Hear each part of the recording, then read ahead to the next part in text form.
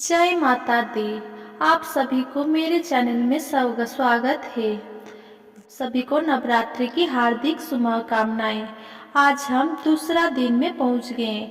आज हम नवरात्रि का दूसरा दिन में पढ़ेंगे दूसरा और तीसरा अध्याय। ओम मध्य में चरित्र के विष्णु ऋषि, महालक्ष्मी देवता, स्निग्ध छंद, आकाश भरी शक्ति, दुर्गा बीज, वायु तत्व और यजुर्वेद स्वरूप है। श्री महालक्ष्मी की प्रसन्नता के लिए मध्यम चरित्र के पाठ में इसका विनियोग है।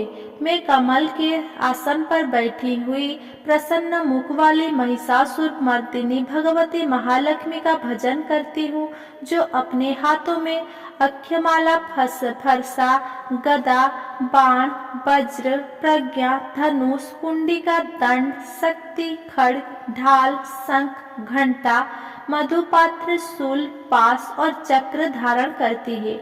ऋषि कहते हैं, पूर्व काल में देवताओं और असुरों में पूरे 100 वर्षों तक घोर संग्राम हुआ था। उसमें असुरों की स्वामी महिषासुर था और देवताओं के नायक इंद्र थे।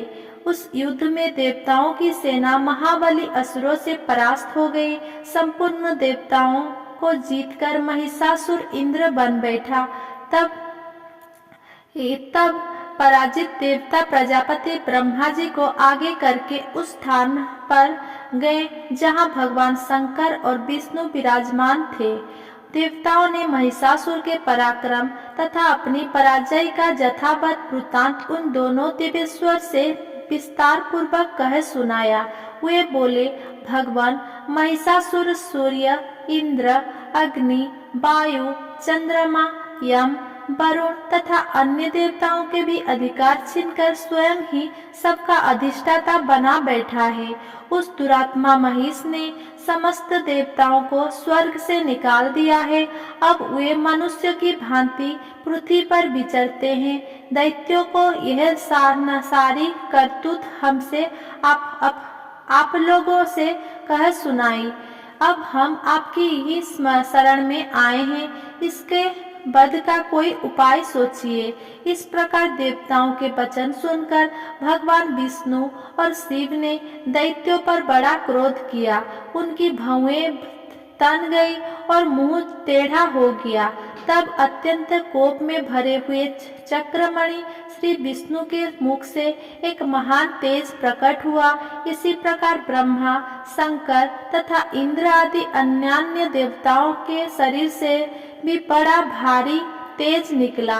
वो सब मिलकर एक हो गया।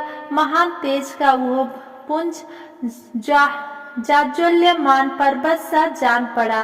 देवताओं ने देखा, वहां उसकी ज्वालाएं संपूर्ण दिशाओं में व्याप्त हो रही थी। संपूर्ण देवताओं के शरीर से प्रकट हुए उस तेज की कहीं तुलना नहीं थी। एकत्रित होने पर वो एक नारी के रूप में परिणत हो गया और अपने एक प्रकाश से तीनों लोक में व्याप्त जान पड़ा।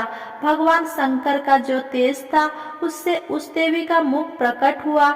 यमराज के तेज से उसके सिर में बाल निकल आए। श्री विष्णु भगवान के तेज से उसकी भुजाएं उत्पन्न हुई। चंद्रमा के तेज से दोनों स्तनों का और इंद्र के तेज से मध्य भाग का प्रादुर्भाव हुआ। वरुण के तेज से जन्हा और पिंड की तथा पृथ्वी की तेज से नितंब भाग प्रकट हुआ। ब्रह्मा के तेज से दोनों चरण और सूर्य के तेज से उनकी अंगुलियां हुई। वस्तुओं के तेज से हाथों की उंगलियां और कुबेर के तेज से नासिका प्रकट हुई। उस देवी के दांत प्रजापति के तेज से और तीनों नेत्र अग्नि के तेज से प्रकट हुए थे। उनकी भौएं संध्या के और कान वायु के तेज से उत्पन्न हुए थे। इसी प्रकार अन्य देवताओं के तेज से भी उस कल्याणमयी देवी का आविर्भाव हुआ। तदनंतर समस्त देवताओं के तेज पुंज से प्रकट हुई देवी को देखकर महिषासुर के सताए हुए देवता बहुत प्रसन्न हुए। पिनाकधारी भगवान शंकर ने अपने त्रिशूल से एक शूल निकालकर उन्हें दिया। फिर भगवान विष्णु ने भी अपने चक्र से चक्र उत्पन्न करके भगवती को अर्पण किया। वरुण ने भी शंख भेंट किया, अग्नि ने उन्हें शक्ति दी और वायु ने धनुष तथा बाण से भरे हुए 2 तरकस प्रदान किए। सहस्र नेत्रों वाले देवराज इंद्र ने अपने वज्र से वज्र उत्पन्न करके दिया और ऐरावत हाथी से उतारकर एक घंटा भी प्रदान किया। यमराज ने काल दंड से दंड, वरुण ने पास, प्रजापति ने स्फटिक कक्षी की माला तथा ब्रह्मा जी ने कमंडलू भेंट किया। सूर्य ने देवी के समस्त रोम कूप में अपनी किरणों की तेज भर दिया। काल ने उन्हें चमकती हुई ढाल और तलवार दी। क्षीर समुद्र ने उज्जवल हार तथा कणी, कभी जीर्ण ना होने वाले भी दिव्य वस्तु भेंट किए। साथ ही उन्होंने दिव्य चूड़ामणि, 2 कुंडल, कड़े, उज्जवल अर्धचंद्रा, सब बाहुओं के लिए केयूर, दोनों चरणों के लिए निर्मल नुपुर, गले की सुंदर हसेली और सब अंगुलियों में पहनने के लिए स्त्रोतों की पनी अंगूठियां भी दी। विश्वकर्मा ने उन्हें अत्यंत निर्मल फरसा भेंट किया।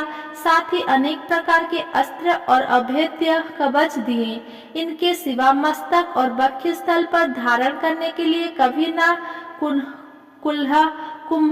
कुम्हलाने वाले कमलों की मालाएं दी। जल्दी ने उन्हें सुंदर कमल का फूल भेंट किया। हिमालय ने सवारी के लिए सिंह तथा भांति भांति के रत्न समर्पित किए। धनाध्यक्ष कुबेर ने मधु से भरा पान पत्र दिया तथा संपूर्ण नागों के राजा शेष ने, जो इस पृथ्वी को धारण करते हैं, उन्हें बहुमूल्य मणियों से विभूषित नागहार भेंट दिया। इसी प्रकार अन्य देवताओं ने भी आभूषण और अस्त्र शस्त्र देकर देवी का सम्मान किया। तत्पश्चात उन्होंने बारंबार अट्टहास पूर्वक उच्च स्वर से गर्जना की। उनके भयंकर नाद से संपूर्ण आकाश गूंज उठा। देवी का वह अत्यंत उच्च स्वर में किया हुआ सिंहनाद कहीं समा ना सका। आकाश उसके सामने लघु प्रतीत होने लगा। उससे बड़े जीरों को प्रतिध्वनि हुई, जिससे जोर की प्रतिध्वनि हुई, जिससे संपूर्ण विश्व में हलचल मच गई और समुद्र कांप उठे, पृथ्वी डोलने लगी और समस्त पर्वत हिलने लगे। उस समय देवताओं ने अत्यंत प्रसन्नताओं के साथ सिंहवाहिनी भवानी से कहा, देवी तुम्हारी जय हो। साथ ही महर्षियों ने भक्ति भाव से विनम्र होकर उनका स्तवन किया। संपूर्ण त्रिलोकी की क्षोभग्रस्त देख दैत्यगण अपने समस्त सेना को कवच आदि से सुसज्जित कर हाथों में हथियार में ले सहसा उठाकर खड़े हो गए। उस समय महिषासुर ने बड़े क्रोध में आकर कहा, ये क्या हो रहा है। फिर वह संपूर्ण असुरों से घिरकर उस सिंहनाद की ओर लक्ष्य करके दौड़ा और आगे पहुंचकर उसने देवी को देखा, जो अपनी प्रभा से तीनों लोकों को प्रकाशित कर रही थी। उनके चरणों के भार से पृथ्वी दबी जा रही थी। माथे के मुकुट से आकाश में रेखा सी खींच रही थी तथा वे अपने धनुष की डंकार से सातों पातालों को क्षुब्ध किए देती थी। देवी अपनी हजारों भुजाओं से संपूर्ण दिशाओं को आच्छादित करके खड़ी थी। तदनंतर उनके साथ दैत्यों का युद्ध छिड़ गया। नाना प्रकार से अस्त्र शस्त्रों के प्रहार से संपूर्ण दिशाएं उदासीन होने लगी। चिखुर नामक महान असुर महिषासुर का सेनानायक था। वो देवी के साथ युद्ध करने लगा। अन्य दैत्यों की चतुरांगिनी सेना साथ लेकर चामर भी लड़ने लगा। 60,000 रथियों के साथ लेकर उदम नामक महादैत्यों ने लोहा लिया। 1 करोड़ रथियों का साथ लेकर महाहनु नामक दैत्य युद्ध करने लगा, जिसके अहिए तलवारों के समान तीखे थे। वो असीलोमा नामक का महादैत्य 5 करोड़ रथी सैनिकों सहित युद्ध में आ डटा। 60 लाख रथियों से घिरा हुआ बास्कल नामक दैत्य भी उस युद्ध भूमियों में लड़ने लगा। परिवरित नामक राक्षस हाथी सवार और घुड़सवारों के अनेक दलों तथा 1 करोड़ रथियों की सेना लेकर युद्ध करने लगा। बिडाल नामक दैत्य 5 अरब रथियों से घिरकर लोहा लेने लगा।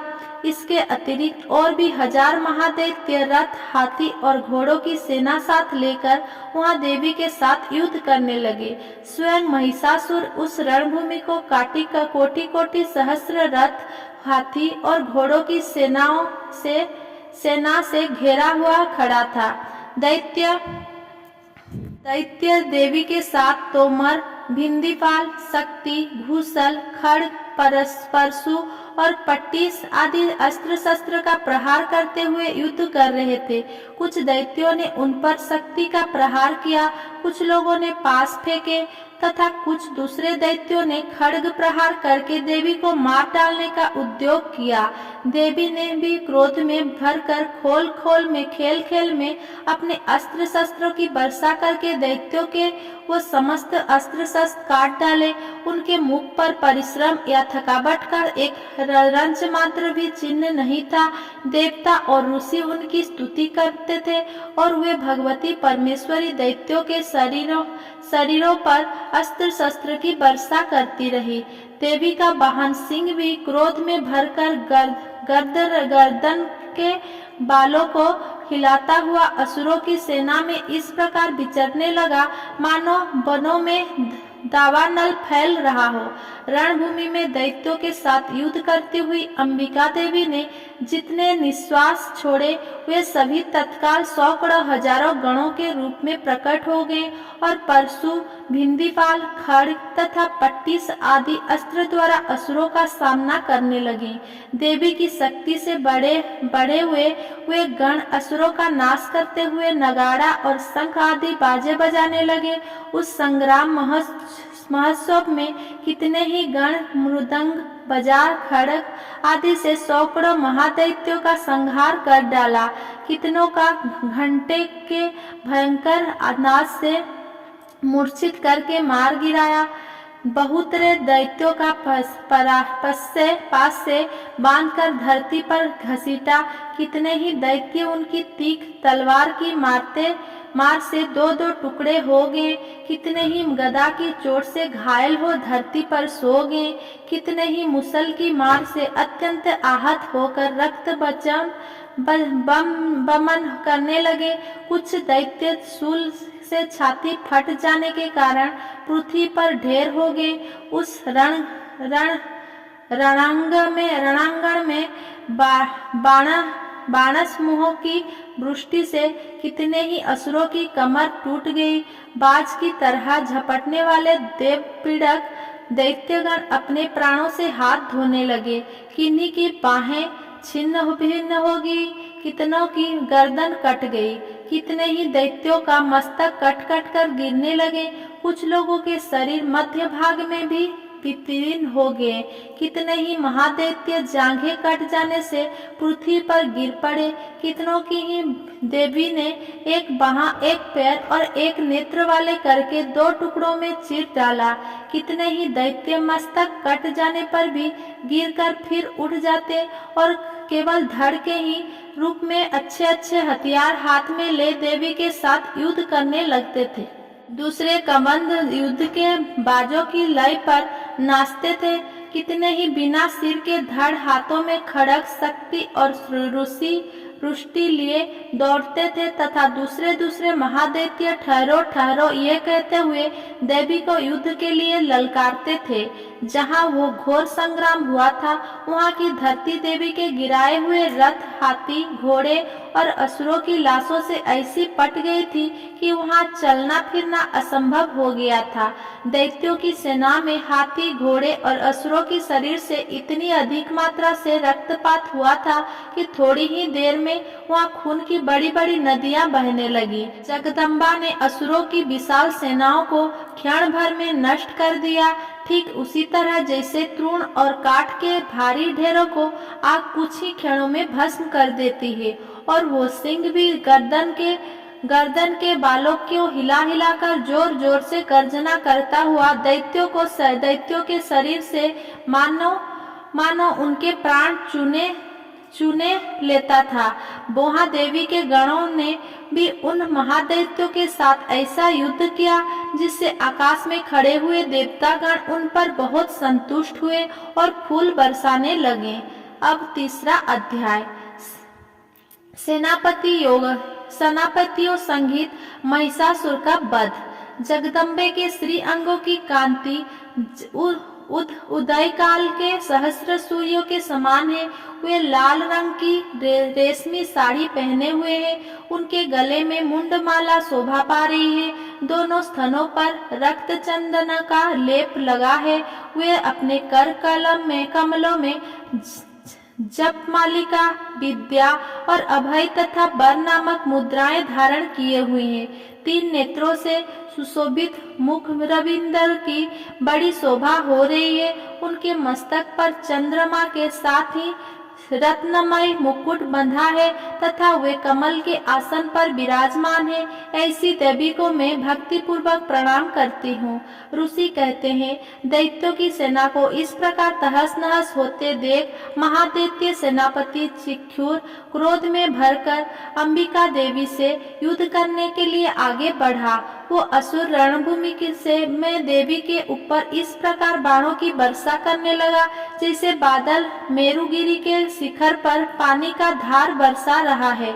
तब देवी ने अपने बाणों से उसके बाण समूहों का अनायास ही काटकर उनके घोड़े और सारथी को भी मार डाला। साथ ही उनके धनुष तथा अत्यंत ऊंची ध्वजा को भी तत्काल काट गिराया। धनुष काट जाने पर उसके अंगों को अपने बाणों से बींध डाला। धनुष, रथ, घोड़े और सारथी को नष्ट हो जाने पर वो असुर ढाल और तलवार लेकर देवी की ओर दौड़ा।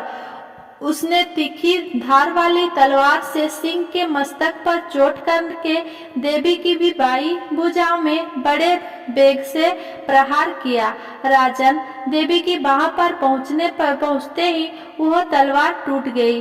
फिर तो क्रोध से लाल आंखें करके उस राक्षस ने शूल हाथ में लिया और उसे उस महादैत्य ने भगवती भद्रकाली के ऊपर चलाया। वो शूल आकाश से गिरते हुए सूर्यमंडल की भांति अपने तेज से प्रज्वलित हो उठा।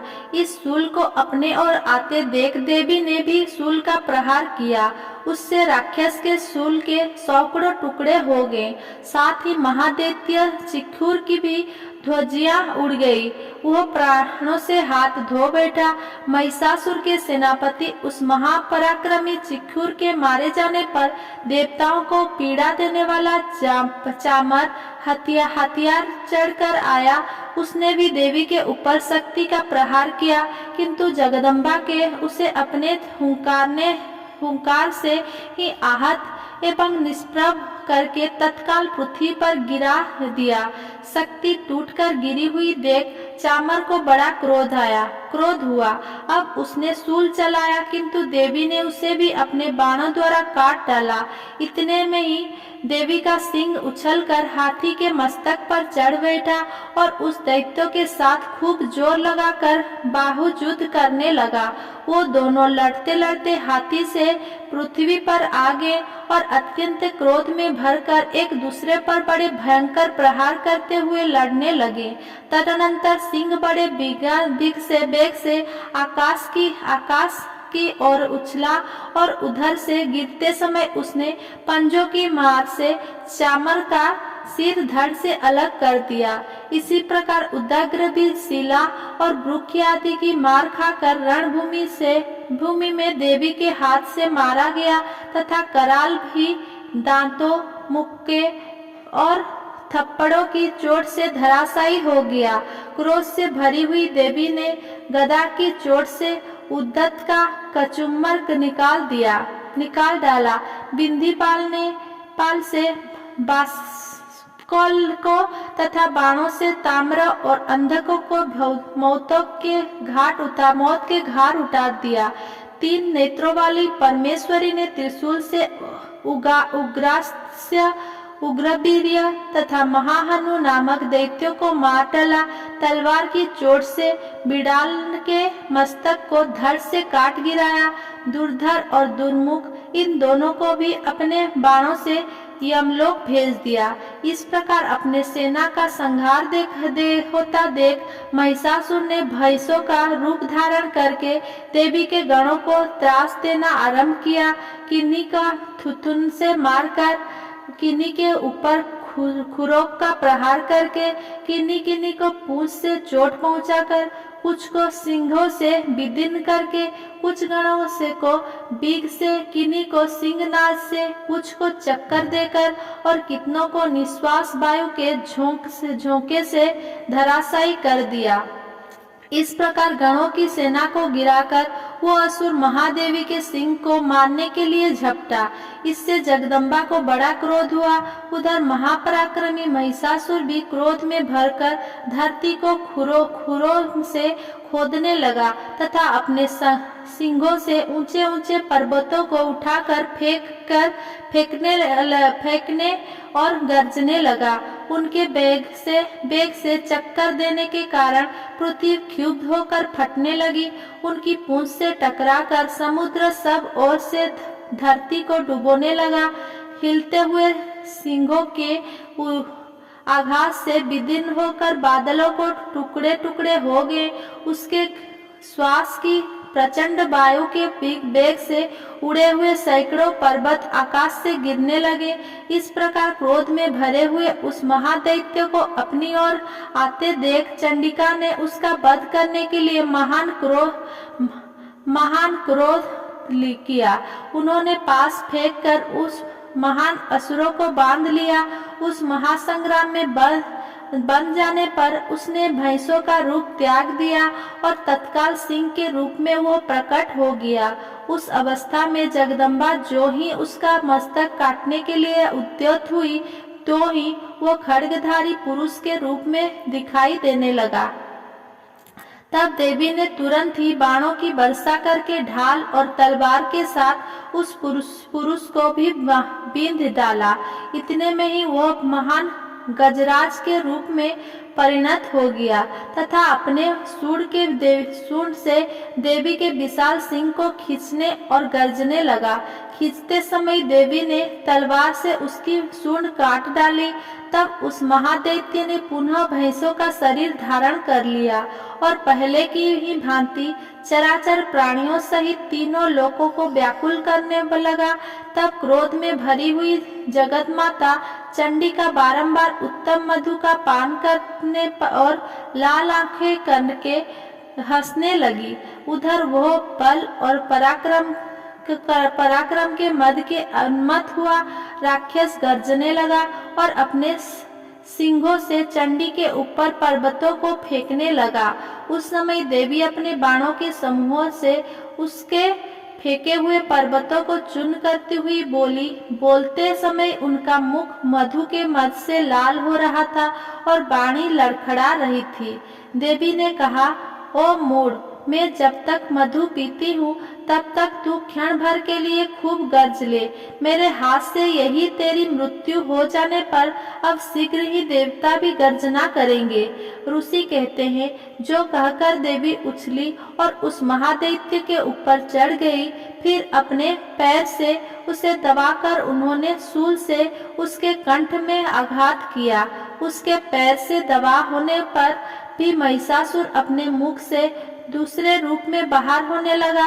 अभी आधे शरीर से ही वो बाहर निकलने पाया था कि देवी ने अपने प्रभाव से उसे रोक दिया। आधा निकला होने पर भी वो महादैत्य देवी से युद्ध करने लगा। तब देवी ने बहुत बड़ी तलवार से उसका मस्तक काट गिराया। फिर तो हाहाकार करती हुई दैत्यों की सारी सेना भाग गई तथा संपूर्ण देवता अत्यंत प्रसन्न हो गए। देवताओं ने दैत्य महर्षियों के साथ दुर्गा देवी का स्तवन किया। गंधर्वराज गाने लगे तथा अप्सराएं नृत्य करने लगी। इति तीसरा खंड समाप्त।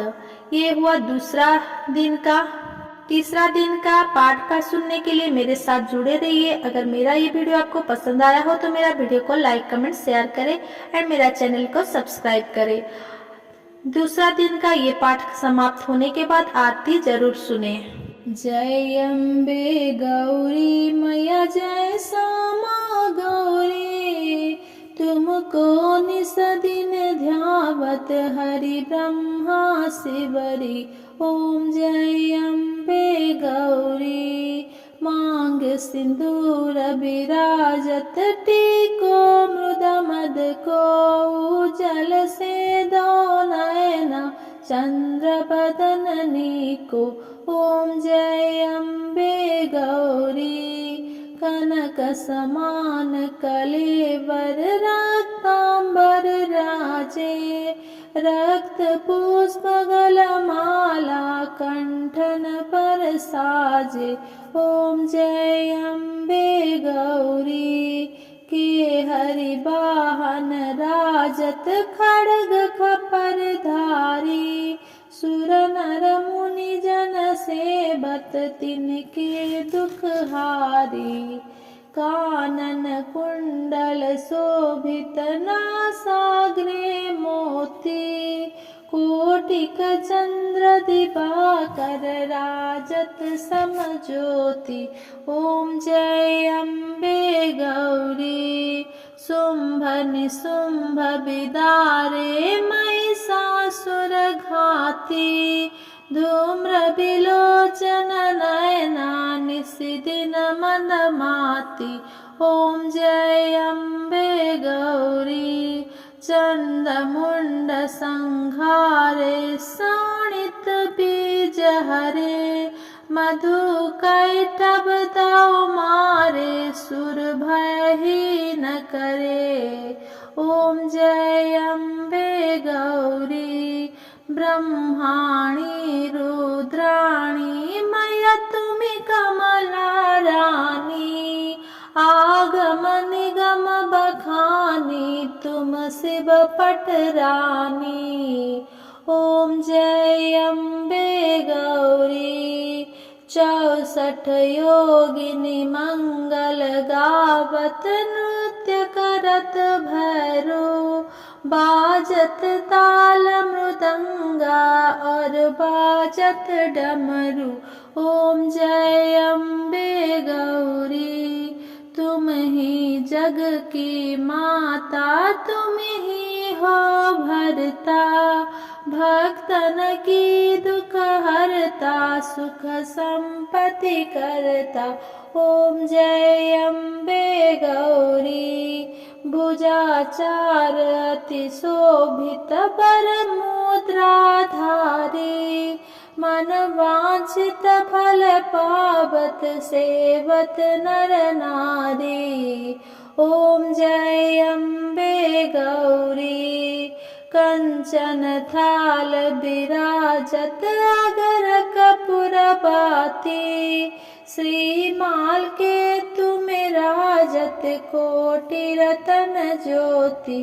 ओम जय अम्बे गौरी, श्री अम्बे जी की आरती जो कोई नर गावे, कहत शिवानंद स्वामी सुख संपत्ति पावे।